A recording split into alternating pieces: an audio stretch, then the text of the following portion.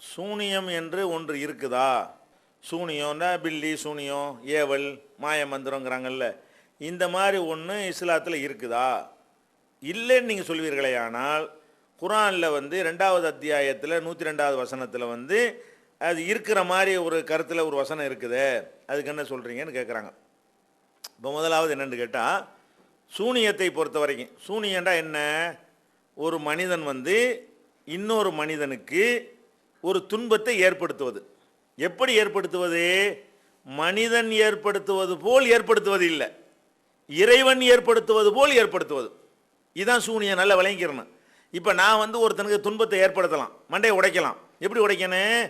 ஒரு மரக்கட்டை எடுத்துகிட்டு போய் தலையில் அடித்து என்ன செய்யலாம்? மண்டையை உடைக்கலாம். ஒரு கல்லை விட்டு எரிஞ்சு என்ன செய்யலாம்? மண்டையை உடைக்கலாம். ஒரு கத்தியால் குத்தி என்ன செய்யலாம்? அவனுக்கு காயத்தை ஏற்படுத்தலாம். இது மனுஷன் கொடுக்குற மாதிரியான ஒரு தாக்குதல். அதே நேரத்தில் நான் ஒன்றுமே செய்கிறதில்ல, உனக்கு மண்டை உடைஞ்சிரும், அது உடைஞ்சிடுறாங்க. இது யாரும் இந்த மாதிரி வேலை யார் செய்வா? அல்லாஹ் தான் செய்வான். இப்போ முதல்ல ஒரு முஸ்லீம்கள் நம்ப வேண்டிய விஷயம், மற்ற விஷயங்களில் எது உங்களுக்கு விளங்குதோ விளங்கலையோ, குழப்பமாக இருக்கோ இல்லையோ, அதெல்லாம் விட்டுருங்க. முதல்ல நீங்கள் விளங்க வேண்டியது தௌஹீதுனா என்ன? தௌஹீதுனா என்ன? ஒலம் யகுல்லஹு குஃபுவன் அஹத், அவனுக்கு நிகராக யாரும் இல்லை. அப்படின்னா என்ன அர்த்தம்? அல்லாஹ் நான் பேசுகிறது உங்களுக்கு கேட்குது, நீங்கள் பேசுகிறது எனக்கு கேட்குது, அல்லாஹ்வுக்கும் கேட்கும். அல்லாஹ் கேட்குறது நம்ம கேட்குறது ஒன்றா கிடையாது. நம்ம கேட்குறது ஒரு லிமிட்டுக்கு உள்ள ஒரு விஷயத்தை தான் நம்ம கேட்க முடியும். ஒரு நேரத்தில் ஒன்று தான் கேட்க முடியும். ஒரு குறிப்பிட்ட தொலைவில் இருந்தால் தான் கேட்க முடியும். காது ஒழுங்காக இருந்தால் தான் கேட்க முடியும். அந்த சத்தம் ஒரு குறிப்பிட்ட டெசிபலில் இருந்தால் தான் அது வந்து கேட்க முடியும். அப்போ அல்லாஹ்வுக்கு அப்படியா? அல்லாஹ்வுக்கு எத்தனை பேரும் கேட்கலாம், கோடிக்கணக்கான கேட்கலாம், என்ன சவுண்டில் கேட்கலாம், மனசில் நினச்சாலும் கேட்கும். அது லிமிட் இல்லாது. அப்போ அல்லாஹ்வும் கேட்குறான், நம்மளும் கேட்குறோம். அல்லாஹ் கேட்பது வந்து வேற, மனுஷன் கேட்கறது வேற. ஒரு மனிதன் அல்லாஹ் கேட்பது மாதிரி கேட்பார்னு நினைத்தீர்களே, ஆனால் அல்லாஹ்வுக்கு இணை கற்பிச்சிட்டீங்க. ஒரு மகான் இருக்காரு, இவர் வந்து கும்பகோணத்துலேருந்து கூப்பிட்டாலும் கேட்கும் இவருக்கு, இவருக்கு வேலூர்லேருந்து கூப்பிட்டாலும் கேட்கும், இவருக்கு நாகர்கோயிலில் உட்காந்து யாராவது கூப்பிட்டாலும் விளங்கு அப்படின்னு நீங்கள் நினச்சிங்கன்னு சொன்னால், இவரை எந்த இடத்துல கொண்டு வச்சுவிட்டீங்க? மனுஷன் இடத்துல வச்சிங்களா, அல்லா இடத்துல வச்சிங்களா? அல்லா இடத்துல கொண்டு வச்சுவிட்டீங்க. அப்போ இது மாதிரி ஒருவருக்கு இருப்பதாக நம்பினால், ஒலம் யகுல்லஹு குஃபுவன் அஹத், அவனுக்கு நிகராக யாரும் இல்லைன்னு குர்ஆனில் அல்லாஹ் தன்னுடைய தன்மையை விளக்குறான, அந்த தன்மைக்கு மாற்றம் ஆயிடுச்சு. அதே மாதிரி கொடுக்குதல் இருக்குது, கொடுத்தல். இப்போ வந்து ஒரு மனுஷருக்கு ஏதாவது நீங்கள் கொடுக்க நினச்சா நீங்கள் கொடுக்க முடியும், அல்லாஹ்வும் கொடுக்குறான். அல்லாஹ் கொடுக்கறது மனுஷன் கொடுக்குறது ஒரே மாதிரியா உள்ளதா? இல்லை. நம்ம கொடுத்தா எப்படி கொடுப்போம்? கொடுப்பதற்கு முன்னாடி அந்த சாமான் நம்மள்ட்ட இருக்கணும், உண்டாக்கி கொடுக்க இயலாது. மனிதன் கொடுக்குறது எப்படி இருக்கணும்? இருக்கிறத எடுத்து கொடுக்கலாமே தவிர உண்டாக்கிட்டு கொடுக்க இயலுமா? ஒன்றுமே இல்லாமல் இந்தா இது முடியாது. அப்போ உண்டாக்குறது ஒன்று இருக்கிறத தான் கொடுக்க முடியும். அந்த கொடுக்கறது கூட அது வந்து ஊர் உலகம் கொடுக்குறோம், வாங்குறவன் பார்க்குறோம், 50 பேருக்கு தெரியிற மாதிரி தான் கொடுக்க முடியும். இதை எடுக்கணும், இதை நீட்டணும், அவன் வரணும், அவன் கையில் அதை போடணும், இப்படி தான் கொடுக்க முடியும். சரி, அல்லாட்ட எத்தனையோ பேர் பணம் கேட்குறீங்கல்ல, யாரெல்லாம் ஏழையாக இருக்கிறேன் என்னை பணக்காரனாக்குறீங்க, உடனே அல்லாஹ் ஒரு கையை நீட்டி மூட்டை பொத்துக்கிட்டு இந்தா வச்சுக்கன்னு கொடுப்பானா? இப்படி அல்லாஹ் கொடுத்து யாராவது வாங்கியிருக்கீங்களா உலகத்தில்? இல்லை. அப்போ ஆனால் அல்லாஹ் கொடுக்கலன்னு சொல்லிவிடலாம், கொடுப்பான். அல்லாஹ் கொடுத்தானா என்ன, எப்படி கொடுக்குறான்லாம் தெரியாது, கொடுக்காம கேட்போம். திடீர்னு பிச்சைக்காரனா தான் கோடீஸ்வரனா இருப்பான், எப்படிலாம் தெரியாது. என்ன கொடுக்குற தெய்வம் கூரையை பொத்துக்கிட்டு கொடுக்கும்னு சொல்லுவாங்க, அது பொய். கூரையை பொத்துக்கிட்டுலாம் கொடுக்காது. அது வந்து அது வேற மாதிரி அல்லாஹ் வந்து நினையாப்புறத்தில் கொடுப்பான். மின் ஹைதுலா யஹ்தசிப், அவன் நினைத்து பார்க்காத விதத்தில் நான் கொடுப்பேன். அப்போ நினைத்து பார்க்க முடியாது நினைத்தாங்க, எப்படி வருதுன்னு யாராலையும் சொல்ல இயலாது, வந்துடுறானா. அப்போ அல்லாஹ் கொடுக்குறது என்னன்னு கேட்டால், இந்த முறையில் வருதுன்னு தெரியாத வகையில் அவன் கொடுத்து விடுவான். மனிதன் கொடுக்குறது எப்படி வரும்? தெரியும், எடுக்கிறது தெரியும், நீட்டுறது தெரியும், கொடுக்கறது தெரியும். இந்த மாதிரி தான் கொடுக்க முடியும். அப்போ கொடுத்தல் என்பதில் அல்லாஹ் மாதிரி ஒருத்தன் கொடுத்தான் நம்பினா என்னவாயிரும்? நீங்கள் நாகூரில் போயிட்டு அவுளியாவே பணக்காரனாக்குங்கிறிய, அந்த அவுளியா உடனே கபூர்லேருந்து கையை நீட்டி இந்தாடா 1 லட்ச ரூபா வச்சுக்கன்னா தப்பில் வாங்கிட்டு வந்துடலாம். நானே கூட வாங்கிட்டு வந்துடுவேன். ஏன் நீட்டுறாரு தர்றாரு வாங்கிட்டு வர வேண்டியானே, கண்ணு முன்னாடி வருதா இல்லையா? ஆனால் அவர் எப்படி தருவார் நீங்கள் நினைக்கிறீங்க? அவர் கையெல்லாம் நீட்ட மாட்டார். அல்லாஹ் எப்படி தர்றான்னு அந்த மாதிரி தந்துடுவார். நீ வாட்டு வீட்டுக்கு போங்க, வந்து பணக்காரன் ஆயிடுவீங்க. அப்படின்னா என்ன அர்த்தம்? இதானே இப்போ அல்லாஹ் தர்றது. அப்போ மனுஷன் கொடுக்குற மாதிரி செத்து போன ஆள் கொடுப்பார் நீங்கள் நம்புனீங்கன்னு சொன்னால், அதை ப்ரூவ் பண்ணீங்கன்னு சொன்னால், அதை நம்புற சிறுக்கு கிடையாது. ஏன் தர்றாருல? ஏடிஎம் மிஷின் கொடுக்குமே, அவுளியா என்ன தர்றது? ஏடிஎம் மிஷினில் போய்கிட்டு கார்டை நம்பரை கொடுத்தீங்கன்னு சொன்னால் அதில் பணத்தை எடுத்துகிட்டு வர்றமே, மிஷின் கூட தருமே, அது நம்பர் சிற்காகுமா? ஆகாது. அது மனுஷன் தர்ற மாதிரி தராமல் இறைவன் தர்ற மாதிரி தருவார்னு நீங்கள் நம்புறதுனால தான் அவரை நீங்கள் அல்லா இடத்துல வச்சுவிட்டீங்க. மனுஷன் இடத்துல வச்சா கபூர்லேருந்து கையை நீட்டி தர சொல்லு. வயிற்ற வலிக்குதுன்னு போகிறோம், கையை நீட்டி ஊசி போட சொல்லு. நான் போட்டு வர்றேன், கை நீட்டு வர ஊசி போடுவாரா? ஊசி போட்ட தப்பு கிடையாது. இந்த மனுஷன் போடுறதுக்கு பார்த்தா அந்த மனுஷன் போட்டு போகிறாரு. அவனை மனுஷன் எடுத்து நீங்கள் வைக்க மாட்டேங்கிறீங்க, வயிற்ற வலிக்குதுங்கிறீங்க. அவர் அல்லாஹ் குணமாக்குற மாதிரி நினையாபுரத்தில் குணமாக்குவார். அதே மாதிரி தான் ஒரு ஆள் கையை இழுத்து வைக்கிறது, காலை பிடிக்கிறது, இந்த மாதிரி காரியங்களை செய்கிறதானே பில்லி சூனியங்கிறீங்க. இந்த செயல் அல்லாஹ்வுடைய செயலுக்கு ஏற்ற மாதிரி உள்ளதா இருக்கிறதா, மனித செயலுக்கு ஏற்ற மாதிரி இருக்குதா? அவர் இங்கே கையை மலையாள மந்திரவாதி உட்காந்துக்குருவாராம், இவர் என்னமோ இங்கே செய்வாராம், அவருக்கு வயிற்று வலிக்குமா. இவர் என்னமோ செய்வாராம், அவருக்கு மண்டையில் ரத்தம் ஓடுமா. இவர் இங்கே வந்து என்னமோ செய்வாராம், அவர் செத்து போயிடுவாராம். இது என்னது? இது எப்படின்னு அறுவலை எடுத்து வெட்டி சாவடிச்சான்னு சொல்லி ஒத்துக்கிறவேனா? துப்பாக்கியில் சுட்டு சாவடிச்சான்னு சொல்லி ஒத்துக்கிறவன். அது மனுஷன் சாவடிக்கிறது. மனுஷன் சாவடிக்கிற ஸ்டைலில் அது செஞ்சால் தப்பு கிடையாது. இவர் என்ன மாதிரி செய்வார்னு சொந்தம் கொண்டாடுறாங்க இந்த பில்லி சூனியம் செய்கிற அம்புட்டு பேருமே. அல்லாஹ் எப்படி என்ன மாதிரி நடக்குன்னு தெரியாமல் ஒரு இடைஞ்சலை மனுஷனுக்கு ஏற்படுத்துவானோ அந்த மாதிரி இவரும் ஏற்படுத்துவார். அப்போ இது அல்லாஹ்வுக்கு என்ன கற்பிக்கிறது இல்லை. மற்ற பெரிய தலீல் ஆதாரங்கள்லாம் தேவையே கிடையாது. சாதாரணமாக கேட்குறேன், இவன் அல்லா இடத்துல வச்சுக்கலாம், மனுஷன் இடத்துல வச்சுக்கலாம். மனுஷன் இடத்துல வச்சுக்கிட்டு நீங்கள் நம்புறீங்களா, அல்லா இடத்துல வைக்கிறீங்களா? அப்போ அவளியாட்ட போய் கேட்கணும், சரியா போயிருமே. இவன் சொல்றது சரின்னு சொன்னால் செத்து போன ஆள்கிட்ட போய் மகானே பெரியாரன்னு கேட்கலாமே. அது மட்டும் என்ன செய்றீங்க? அது எப்படி அல்லா மாதிரி இப்படி செய்வாருங்கிறீங்க. அப்போ இது மட்டும் என்ன அல்லா மாதிரி செஞ்சுருவாரா?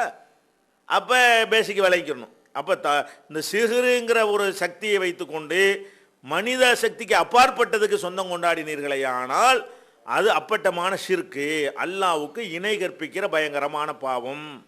அது போக இப்போ நான் என்ன கேட்குறேன், சிகிர் பண்ணுறேங்கிறீங்கள, எனக்கு பண்ணுவோம்ப்பா. எவ்வளோ திட்டி போய் இந்த சிகிர் மந்தவாதி அம்புட்டு பேரும் பொய்ங்கிறானா இல்லையா? எனக்கு பண்ணி நான் முடக்கி வச்சிட வேண்டியா? நீ பண்ணு பார்ப்போம், சவால் விடுறேன்ல. ப்ராக்டிக்கலாகவும் அதெல்லாம் இல்லை, பொய் சொல்கிறாங்க, சம்பாதிக்கிறாங்க, காசு வாங்கிட்டு ஏமாற்றிட்டு இருக்கானே தவிர அப்படி ஒரு கான்செப்டே கிடையாது உலகத்தில். அப்படி யாராலையும் செய்யவே இயலாது, அப்படி கொடுக்கவே இல்லை. அப்போ நீங்கள் என்ன பண்ணுறீங்கன்னா, இந்த ஹாரூத் மாருத்து சம்பந்தமாக வரக்கூடிய 102வது வசனத்தை வச்சு கேட்குறீங்க. அதில் என்ன வருது? அவர்கள் வந்து ஹாரூத் மாருத் என்ற ரெண்டு பேர் மலக்குங்கிறீங்க. மலக்கு கிடையாது, அவங்க மலக்கு இந்த வேலையெல்லாம் செய்ய மாட்டார். மலக்குகள் வந்து அல்லாஹ் சொன்னதை தான் செய்வாங்களே தவிர மீற மாட்டார்கள். மலக்குகள் வந்து தவறு பாவமெல்லாம் செய்ய மாட்டார்கள். அது வந்து அங்கே அந்த நாட்டில் இருந்த ஒரு 2 மனித செய்தாங்க தான், ஹாரூத் மாருத்துன்னு 2 பேர். அவனும் தான் அந்த ஊரில் போய் கெடுத்து நினைஞ்சாங்க, இந்த பில்லி சூனியங்கிறத கற்றுக் கொடுத்தாங்கன்னு வருது. அதை சொல்லும் பொழுது அதனால் என்னென்ன விளைவு ஏற்படுமோ அதை அல்லாஹ் சொல்கிறான்ல. இந்த பில்லி சூனியத்தின் மூலமாக என்ன பண்ணினாங்கன்னு சொல்லும் பொழுது பெரிய பெரிய பயங்கரமான காரியமெல்லாம் அல்லாஹ் செய்கிற மாதிரி காரியமெல்லாம் செய்ய முடியுமாக இருந்தால் அதைத்தான் அல்லாஹ் அங்கே சொல்லிடுவான். ஆனால் அல்லாஹ் என்ன சொல்கிறான் தெரியுமா? ஒய்யத்த அல்லமூன மின்ஹுமா மாயு ஃபர்ரிகூன பிஹி பைனல் மர்இ வ ஸௌஜிஹி. அந்த 2 பேரிடமிருந்து இவர்கள் என்னத்தை கற்றுக்கொண்டார்கள் என்றால், எதன் மூலம் கணவன் மனைவியை பிரிக்க முடியுமோ அந்த வித்தையை கற்றுக்கொண்டார்கள். அது கூட அவர்கள் அல்லாஹ் நாடினாலே தவிர வெற்றி பெற முடியாதுன்னு அல்லாஹ் சொல்லி காட்டுறான். இதை விட பெரிய வேலை அதை கொண்டு செய்ய முடியுமாக இருந்தால் அதைத்தான் அல்லாஹ் சொல்லியிருப்பான். இந்த பில்லி சூனியத்தின் மூலமாக அதிகபட்சமாக என்ன செய்ய முடியும்னு கேட்டால், சேர்ந்திருக்கிற ஆளை பிரித்து விட முடியும். சேர்ந்திருக்கிற ஆளை பிரிக்கிறேன்னா என்ன அர்த்தம்?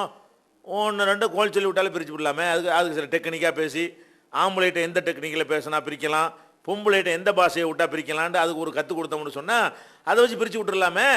இப்போ ஆணையும் பெண்ணையும் பிரிப்பார்கள்ங்கிற ஒரு விஷயத்தான் சொன்னாங்க. அது மனசு சம்பந்தப்பட்டது.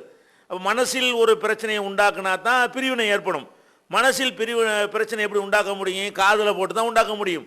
அவங்க காதில் படுற மாதிரி சில பொய்யான சில செய்திகளை போட்டிங்கன்னு சொன்னால் கணவன் மனைவி பிரிச்சுருவாங்க. இப்லீஸ் கூட என்ன செய்வான், ஒருத்தரையாக கேட்பான் இருக்குது, எல்லாத்தையும் அனுப்பிவிடுவான் அவனுடைய படைகளை எல்லாம். நீ என்ன பண்ண அவன் செஞ்சதெல்லாம் சொல்லி காட்டுவாங்க. ஒருத்தன் சொல்லுவான், பொண்டாட்டி புருஷனை பிரித்து விட்டேன், நீ தானே எனக்கு செல்ல பிள்ளை வாடான்ருவான். ஏன்? அப்போ இப்லீஸ் வந்து எப்படி பிரிக்கிறான்?